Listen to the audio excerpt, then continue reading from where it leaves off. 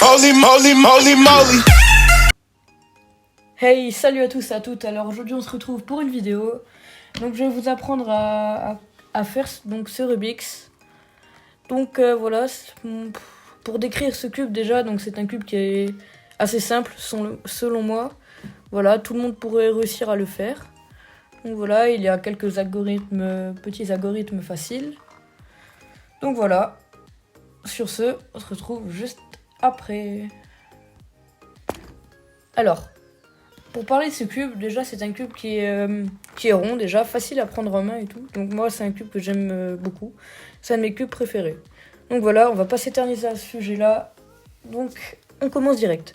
Donc là ça va se passer comme sur le 3x3. On essaie de faire une croix blanche au départ. Donc voilà, comme ceci, une croix blanche comme ça. Donc là on va faire pareil, mais avec les aiguilles. Et comme le principe du Rubik's, là c'est de mettre toutes les aiguilles à midi. Donc ce qu'on va faire, c'est qu'on va choisir l'aiguille qu'on va prendre. Mais ce qu'il faut savoir, c'est que l'aiguille du milieu, elle va bouger selon les 4 autres. Je sais pas si vous voyez ce que je voulais dire. En gros, elle bouge pour les 4 autres. Ouais, c'est un peu bizarre, mais bon, c'est pas grave. Donc ce qu'on va faire, c'est qu'on va choisir une aiguille à bouger. Donc moi, en l'occurrence, je vais prendre la gauche. On va appuyer les deux ping. Non, je sais pas comment on appelle les... On va appeler ça des chips. On va appeler ça des petits chips. J'abaisse un chips là, un chips là. Donc voilà, on abaisse les deux du coup. Les deux de l'aiguille qu'on va tourner. Donc ce qu'on va faire, c'est qu'on va tourner la molette, ici, où on a les chips qui sont levés. Donc en gros, ça donne ça. Et on va la connecter avec l'autre. Donc voilà, une fois que ça c'est fait, on les remonte. Et après, on va faire pareil pour les deux là. On abaisse eux. Et comme je veux accorder les deux là avec celle-là, on va décaler là où les chips sont en l'air, sont levés. Donc voilà. Là, on peut voir que les trois sont alignés.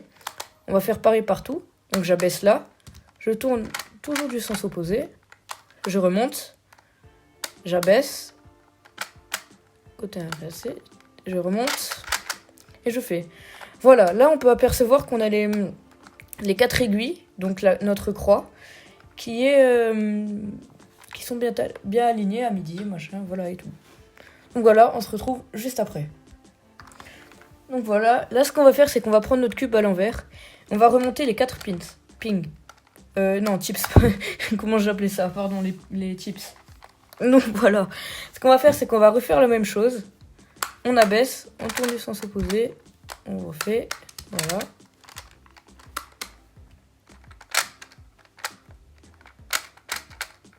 On remonte, on descend, on décale. Et après, on les met toutes à midi. Et là, après, il y a plusieurs cas de figure. Donc, on a déjà un cas de figure. On n'en a que un. Un coin qui reste une arête. Qui n'est pas connecté avec les autres. Donc, qui n'est pas à midi. Donc, ce qu'on va faire, c'est qu'on va abaisser là où le chips, où l'arête n'est pas mise, n'est pas à sa bonne heure. On va abaisser. On va décaler n'importe laquelle des trois. Du moment que elle est abaissée et que les 3 autres ils sont remontés, on peut décaler, voilà, on peut décaler les aiguilles avec les molettes qui sont où les chips sont remontés. Donc voilà. On connecte, on remonte et on redécale. Donc voilà, là c'était le premier cas de figure. Donc là notre Rubik's est fait.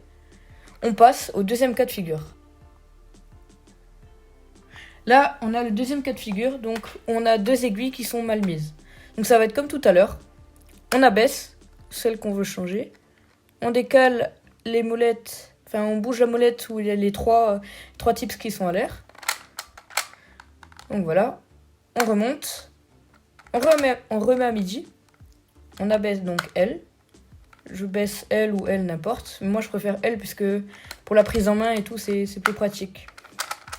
Donc voilà. On fait ça, on remonte. Et voilà, on remonte. Et on se retrouve au troisième cas de figure. Donc là, on a un cas de figure.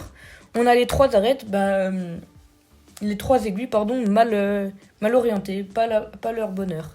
Donc c'est pareil, on abaisse, on remet, tac. Oula, voilà, comme ça. Donc là c'est fait aussi, on se retrouve au 4e cas de figure qui est quasiment le même. Donc voilà, on a notre 4e cas, donc où les 4 aiguilles sont mal orientées à la mauvaise heure. Donc ce qu'on va faire c'est pareil, toujours du sens inverse, du côté inverse pardon. Voilà. Voilà, là on fait ça, pareil.